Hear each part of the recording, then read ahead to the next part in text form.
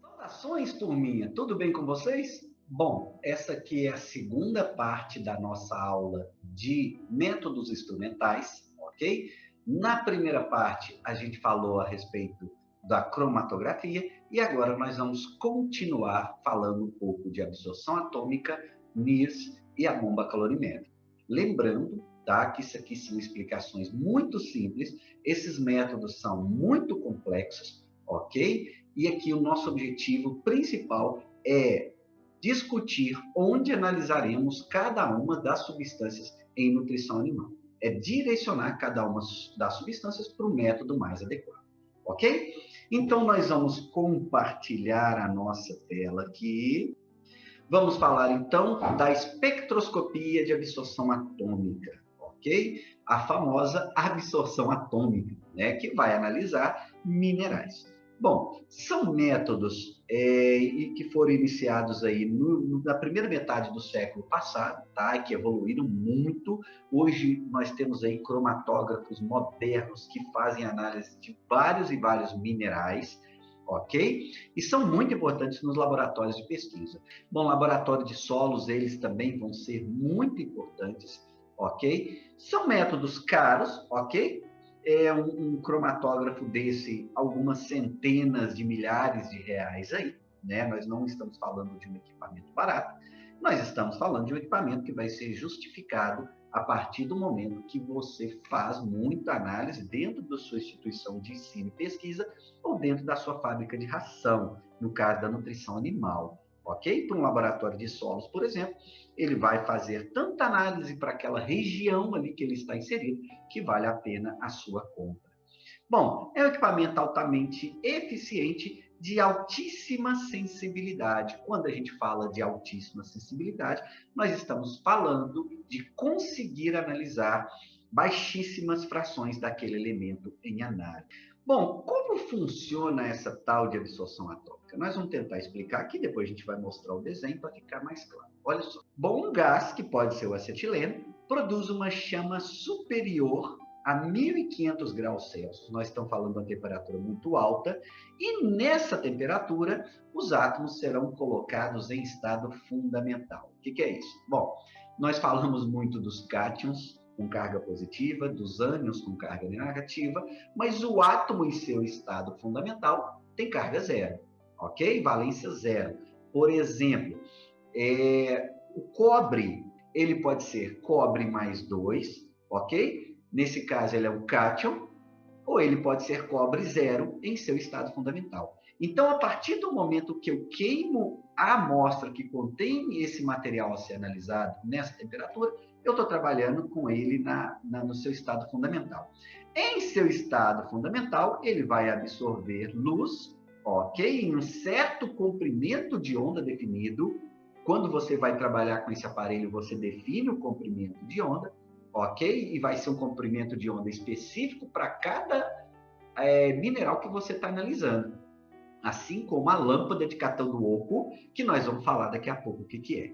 Então, nesse comprimento de onda específico, ok? Ele vai absorver uma quantidade de luz que é proporcional à concentração daquela substância, daquele mineral que você está analisando, ok? E a energia não absorvida é, então, quantificada na outra ponta do aparelho. É como se ele tivesse uma luz eletrônica, né, com átomos de estado fundamental, ele atravessa uma luz e vê a quantidade de luz. Esses princípios de ótica, pessoal, nós já falamos muito aí, quando a gente falou de análise de fósforo, por exemplo, em outro vídeo, ok? E esses princípios de ótica vão ser utilizados por vários equipamentos que nós estamos falando aqui, ok? Bom, então aqui fica mais claro agora para vocês verem. Essa aqui é a tal lâmpada de cátodo oco. Para vocês terem ideia, em equipamentos mais antigos, cromatógrafos mais antigos, as pessoas têm que comprar a lâmpada de acordo com o mineral que você está analisando. Então é muito comum o laboratorista ir trocando essa lâmpada de cátodo oco, ok? Para analisar cada um dos minerais, ok? É uma lâmpada muito específica que vai ser introduzida no aparelho, ok? Em equipamentos mais modernos, o próprio equipamento já traz várias lâmpadas de cátodo oco e você vai poder só selecionar no painel, ok? Então, nessas condições, a minha amostra vai ser queimada aqui através de uma chama belíssima, tá? Quem vê essa chama do laboratório é uma coisa linda, gente. A coloração, o brilho que essa chama emite, tá? Então é muito bacana ver isso funcionando no laboratório. Então, esses átomos vão ser queimados, cria-se uma nuvem aqui, ó, uma nuvem de átomos em estado fundamental, o aparelho emite energia, e a energia não absorvida é quantificada aqui e interpretada pelo programa que acompanha o equipamento. Bom, aqui nós temos um aparelho muito moderno de absorção atômica. Nem sei o preço do aparelho desse, gente. Eu sei que é caro, ok? Mas é extremamente importante para aqueles laboratórios que analisam minerais. Principalmente se aquele laboratório analisa muitos minerais dos solos que está recebendo, das rações que está recebendo, isso se justifica, né, a compra desse aparelho. Então aqui, ó, só para a gente conhecer melhor, nós temos a chama, que eu falei com vocês, que é uma coisa linda, ela adquire diferentes colorações, dependendo do que você está analisando, ok? E aí nós vamos injetar a amostra que vai estar líquida a partir desse canudinho aqui, ó, desse tubo fininho que está saindo aqui. Então eu vou levar a minha amostra líquida, vou colocar aqui, ele vai chupar essa minha amostra aqui e vai analisar isso aí da maneira que a gente comentou, ok? É claro que é o seguinte, aparelhos como esse precisam de calibradores, ou seja, padrões que você prepara no laboratório ou que você compra, para você informar o aparelho o que é concentração 0,1, 0,2, 0,3, 0,4 daquele elemento que você está fazendo análise. Então, é claro que esses equipamentos que nós estamos falando, eles trabalham a partir de comparações. As comparações que eles fazem a partir dos padrões que ele deu para você e a partir da amostra que você está dando. Ele vai pegar a sua amostra e comparar com o banco de dados, com aquelas equações que ele criou lá na memória dele. Entendeu? Então, quando você está fazendo a análise de cromatografia, nos momentos prévios, você informa para o aparelho o que é, por exemplo, a concentração 001 de cobre, 002 de cobre, 003. O aparelho vai lendo, vai registrando e depois você vem com as amostras que você tem para você ler o cobre, por exemplo. Ok? É importante a gente falar isso porque muitas vezes a gente acredita que o aparelho já vem pronto de fábrica, com tudo na memória, e que não é necessário calibrar. Ele pode sim vir com alguma coisa na memória, mas no dia a dia do laboratório, você vai ter que sempre ter padrões, ok? Preparados por vocês ou comprados para que o aparelho seja calibrado. Isso vai ser muito importante para a qualidade da sua análise, né? Bom, então, se eu aumento a concentração da amostra que eu estou analisando, eu aumento a absorção de luz, eu diminuo a energia não absorvida e que vai ser quantificada pelo aparelho, ok? Só lembrando também que os parâmetros de comprimento de onda são específicos para cada elemento, abertura de fenda, ok? O aparelho vai ter uma certa abertura de fenda para a luz passar, isso aí vai tudo ser padronizado, ok? Então, só para finalizar, reforçando aqui, o que a gente analisa por absorção atômica? Minerais, ok? Existem outras formas de analisar minerais. Por espectrofotometria, eu também analiso vários minerais. Através também de algumas análises via onda eu consigo, mas essa aqui é uma forma muito rápida e precisa para você analisar os minerais, ok? Bom, esse equipamento aqui hoje, nós temos uma aplicação muito grande dele a nível de fábrica de ração. Gente, nós vamos falar agora do NIRS, que é a sigla, né, em inglês, espectroscopia de reflectância do infravermelho próximo. O NIRS é a sigla que a gente utiliza. ele simplesmente substitui o seu laboratório de uma fábrica de ração, ok? Isso, é claro, se estiver bem calibrado, confiável, tem a capacidade para substituir o laboratório, tá? De forma muito mais eficiente, gerando muito menos resíduo, ok? E isso é muito importante hoje em dia. Bom, então o que o NIRS analisa? Ele analisa substância, ele analisa qualquer composto ou grupo orgânico que esteja em alta concentração. Por que em alta concentração? Alta concentração no sentido de ser detectado pelo aparelho. Por exemplo, você tem a concentração de uma substância em 0,0001%. O NIRS não analisa isso. Ele vai analisar substâncias com concentração acima, por exemplo, de 0,5%, de 1%. Você tem que ter uma concentração mais significativa para o NIRS poder identificar. Ok? Então, a precisão, a sensibilidade do NIRS não é tão alta quanto os aparelhos que a gente falou anteriormente, ok? A absorção atômica e também a cromatografia. Bom, em qual que é o princípio do NIRS? Veja bem, cada substância ou grupo de substâncias diferentes, na verdade, o NIRS não vai analisar uma substância quimicamente definida, ele não vai analisar, por exemplo, uma vitamina tal, ele vai analisar um grupo como as proteínas que tem uma composição muito variada, mas cada grupo desse aqui vai absorver energia em um certo comprimento de onda, tá? Cuja vibração daquele comprimento de onda é idêntica à vibração das moléculas. Um pouquinho complicado, né? A gente está tentando ao máximo simplificar aqui. Mas o que o aparelho faz? Olha só, ele emite uma certa quantidade de luz e verifica a luz que foi absorvida naquele comprimento de onda específico, o qual a gente considera que é como se fosse uma impressão digital para cada uma dos tipos de substância. Vamos dar exemplo para vocês. Olha só, quando eu vou analisar a proteína bruta, o NIRS vai estar entre 1.500 a 1.510 nanômetros. O que é isso? É o comprimento de onda que é medido em nanômetros, ok? Quando você estuda ótica, você vê que a onda se propaga assim, ok? E os nanômetros é a distância de uma crista a outra, é a distância mesmo, tá? Então, 1.500 a 1.510 nanômetros, muito, muito pequeno, claro. Quanto maior a frequência, tá? Menor o comprimento de onda e vice-versa. Bom, então, nesse comprimento de onda, eu sei que o aparelho vai analisar a proteína. Se eu quiser analisar outro tipo de substância, outro comprimento de onda, ok? Só lembrando também que o equipamento trabalha de 700 a 2.500 nanômetros, que é justamente, tá, a faixa do infravermelho próximo, ok? Por isso, daí vem o nome espectroscopia de reflectância do infravermelho próximo, NIRS. Daí vem o nome por causa desse comprimento de onda.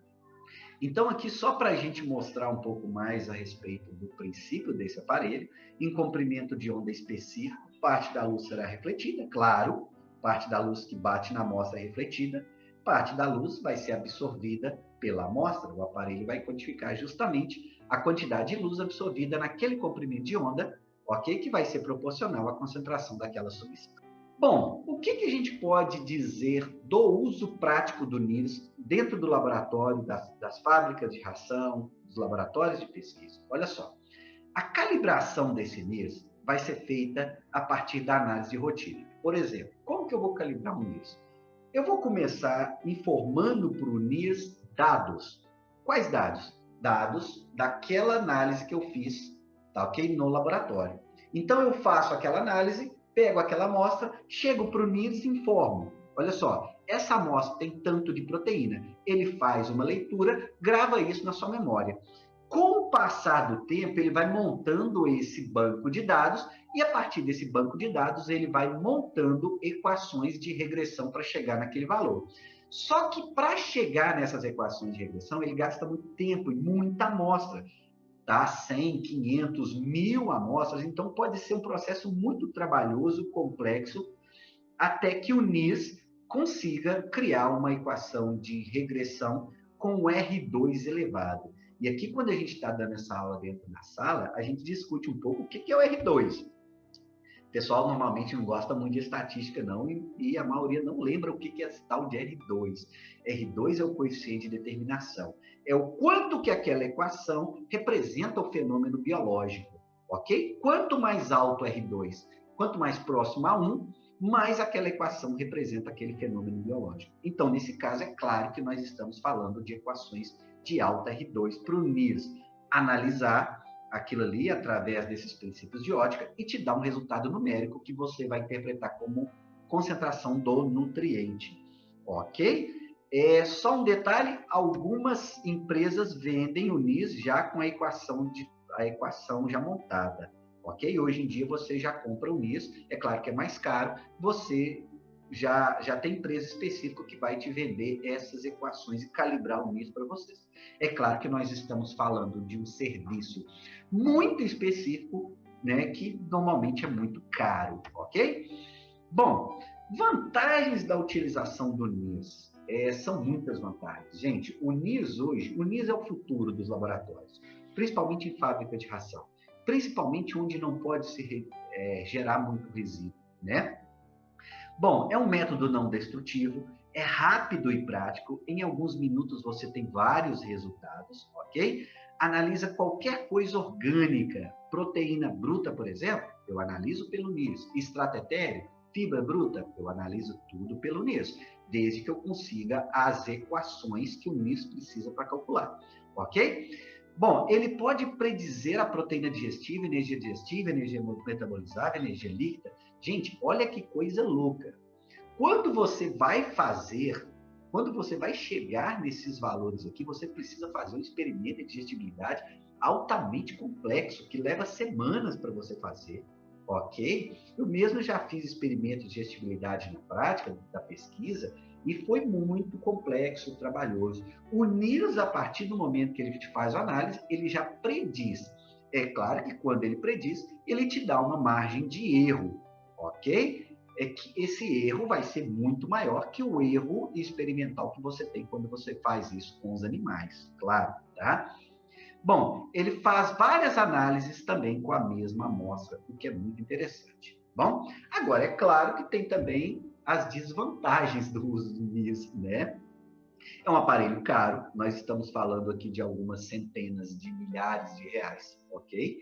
É de difícil calibração, pode demorar a calibração, principalmente se o laboratório não faz um número muito grande de análises de rotina, aquelas análises tradicionais, ok? Aí, nesse caso, é necessário comprar a equação de uma empresa especializada. Ele tem baixa sensibilidade. O que é isso? Por exemplo, o que é ter baixa sensibilidade? Ele pode variar de 0,1 em 0,1%. Então, por exemplo, ele vai analisar uma substância. Ele vai analisar 0,2 ou 0,3. Ele não analisa 0,256. Não. Ele tem menos sensibilidade, ok? Então, não dá para você analisar substância que entra em pequeníssimas concentrações, ok? E recebe os erros da análise de rotina. Já que ele é calibrado a partir das análises de rotina, ele vai receber os erros dessa análise de rotina. Por exemplo, a análise de proteína, que a gente faz via úmida, a análise por exemplo, de fibra bruta, que a gente faz também, né, por essa metodologia, elas contêm erro, várias fontes de erro. E é claro que os erros dessas análises, ok? Erros analíticos, erros de procedimento, erros de balança, erros de leitura, todos esses erros vão estar computados aí no aparelho NIS, ok? Bom, observação. A empresa pode vender também o equipamento com a calibração. Ó, basta ter dinheiro, din-din, né? Aqui, tá? Por coincidência, foi muito interessante. Há um tempo atrás, eu tive a oportunidade de visitar uma fábrica na Espanha e era uma fábrica pequena, ok? Não uma fábrica grande como algumas que a gente tem aqui no Brasil, tá? Mas mesmo essa fábrica pequena já tinha lá o NIRS, ó, em cima da bancada, analisando muitas amostras. Então, o futuro do laboratório na fábrica de ração É um aparelho simples assim, ó, que vai analisar praticamente tudo, ok? Você coloca aqui a sua amostra, nesse caso as rações, e ele vai analisar para você, ok? E hoje em dia, se você procurar vídeos no YouTube, você já vai ver que existem equipamentos nisso muito mais simples e baratos do que esse que eu estou mostrando para vocês. Bom, vamos falar também agora da determinação da energia bruta a partir da calorimetria, que nada mais é que o uso da famosa bomba calorimétrica, ok? É uma análise que pouquíssimas pessoas vão fazer. A nível de campo, a gente não faz isso. A nível de campo, nós pegamos o valor de energia dos alimentos através de tabelas, ok? O valor de energia digestível, metabolizável e líquida. Aqui nós estamos falando da determinação da energia bruta, que para a gente a nível de campo não serve de nada, a não ser para o pesquisador que vai determinar isso no experimento de digestibilidade, ok? Então, a partir da bomba calorimétrica, nós determinamos a energia bruta, ok? A qual poderia ser também estimada através de equações de predição. Nós falamos sobre essa estimativa aqui, ó, lá na aula de metabolismo da energia, que está aqui também nesse canal. Se você quiser, procura lá que você vai ver muita coisa sobre energia, ok? Bom, esse valor de energia bruta que o aparelho vai me dar vai me servir para determinar as outras energias, ok? Pessoal, isso aqui é um método tão específico que você pode contar nos dedos as instituições que normalmente fazem isso, por exemplo, em Minas Gerais. São pouquíssimas. Teve uma vez que eu precisei usar a bomba calorimétrica e, assim, em Minas, tinha uma ou duas instituições que tinham a bomba calorimétrica funcionando, porque muitas vezes a própria instituição tem a bomba calorimétrica, mas está estragada. Isso é muito comum de acontecer. E é claro que para conserto de equipamentos específicos assim, tá? É uma mão de obra muito específica e principalmente muito cara. E muitas vezes no sistema público, que contém equipamentos como este, é muito difícil você conseguir a verba para consertar tal equipamento. Isso é um gargalo da pesquisa, né? Bom, aqui só para lembrar vocês que cada substância diferente vai gerar uma quantidade de energia, porque cada substância tem uma cadeia carbônica diferente, ok? E dependendo da constituição dessa cadeia carbônica, ela gera uma quantidade de energia a partir do calor de combustão. Bom, o princípio, então, dessa análise. Num ambiente adiabático, onde não varia a pressão, ok? Rico em oxigênio, há várias atmosferas de oxigênio, tal equipamento trabalha com uma pressão de oxigênio muito grande dentro da bomba calorimétrica. A queima de uma amostra aquecerá uma quantidade de água. Se verificará, então, a elevação da temperatura da água e, através de equações, se poderá determinar a energia bruta, ok? Normalmente, hoje, os equipamentos fazem tudo para você e já te dá a energia a partir da quantidade de amostra que você pesou. É o equipamento mais moderno que eu utilizei a nível de laboratório. Eu vou mostrar algumas fotos para vocês de como funciona, ok? Bom, nós utilizamos para isso calorímetro adiabático de par, esse nome doido aí que a gente sempre escuta quando a gente estuda física, né? Vendo essas condições. Nós conhecemos em nutrição animal como bomba calorimétrica, ok? Simplesmente bomba calorimétrica. O que é essa tal de bomba calorimétrica? Na verdade, a bomba calorimétrica vai ser esse equipamento pequeno aqui, ó, que está imerso dentro da água. Tá vendo? A amostra que está nessa bomba vai queimar, ok? E vai gerar energia que vai ser quantificada a partir da elevação da temperatura dessa água aqui e através de um termômetro. O termômetro vai verificar a variação da temperatura. O aparelho vai verificar quanto que você pesou também, você informa para a bomba calorimétrica e, através de cálculos, ele chega na quantidade de energia liberada. É claro que é o seguinte, a quantidade de água aqui, ó, que você coloca também é padronizada. Bom, nessas condições, tá? Eu poderia fazer isso a partir de equações. Existem, eu já vi, eu lembro que eu estudei isso em física, tá? Você pode verificar a variação da temperatura e chegar ao valor de energia. Mas é claro que os aparelhos hoje já fazem tudo isso, né? Aqui nós temos o aparelho moderno que eu pude utilizar em minhas pesquisas de doutorado. Olha só, Aqui nós temos essa garrafa aqui, ó, que na verdade é a bomba calorimétrica. Isso é a bomba calorimétrica, ok? Nós vamos pesar a amostra, colocar aqui cerca de 1 grama de amostra, colocar dentro dessa cápsula, que parece muito uma tampinha. E aqui vocês vejam que tem dois eletrodos aqui que levam energia para a amostra. Você coloca um arame aqui por amostra, porque esse arame depois vai ser queimado, então você sempre vai trocar esse arame, ok? Você vai encaixar isso aqui dentro da bomba calorimétrica, você vai rosquear essa parte aqui dentro, vai tampar, o equipamento vai encher isso de oxigênio, ou seja, a pressão de oxigênio vai ser muito elevada para forçar a reação a acontecer, e a partir do momento que o aparelho lança uma centelha aqui, essa amostra vai ser queimada, ok? Queimando essa amostra, ela vai aquecer a bomba calorimétrica, essa garrafa que vocês estão vendo aqui, e a bomba vai aquecer essa água. O que o aparelho vai verificar? Ele vai verificar a variação de temperatura dessa água. É essa bomba calorimétrica aqui moderna, que é a bomba da UFMG, do laboratório do Departamento de Zootecnia da UFMG.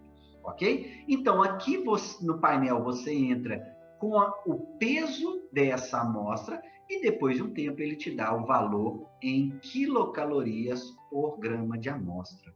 Ok? Pessoal, então só para finalizar, eu quero só enumerar com vocês tudo que a gente falou nessa aula que foi dividida em 2 partes. Olha só, o mais importante para a gente é associar cada substância, ok, a um método. Bom, eu quero analisar ácidos graxos essenciais na minha amostra, cromatografia. Eu quero analisar aminoácidos, cromatografia. Eu quero analisar, por exemplo, zinco, ferro, magnésio, cádmio, cobalto, absorção atômica, ok? Bom, eu quero analisar compostos, grupos de substâncias com alta concentração, de maneira rápida, NIRS. E eu quero analisar a energia, especificamente a energia bruta de um alimento, bomba calorimétrica, calorimetria. Espero que tenha ficado claro aí. Pessoal, então essa aí foi a nossa aula sobre métodos instrumentais. Aqui nós procuramos passar de uma maneira mais objetiva e rápida, ok? É claro que cada método desse é muito mais complexo do que eu falei para vocês. A própria cromatografia, quando você começa a estudar, você começa a entender um pouco mais, a estudar o conceito de pratos teóricos. Eu falo para vocês que é uma coisa muito complexa, que exige muita dedicação. Né? Aqueles que pretendem trabalhar com cada uma dessas análises que eu falei, o ideal é fazer um curso específico de cada análise para depois trabalhar com isso no laboratório, ok?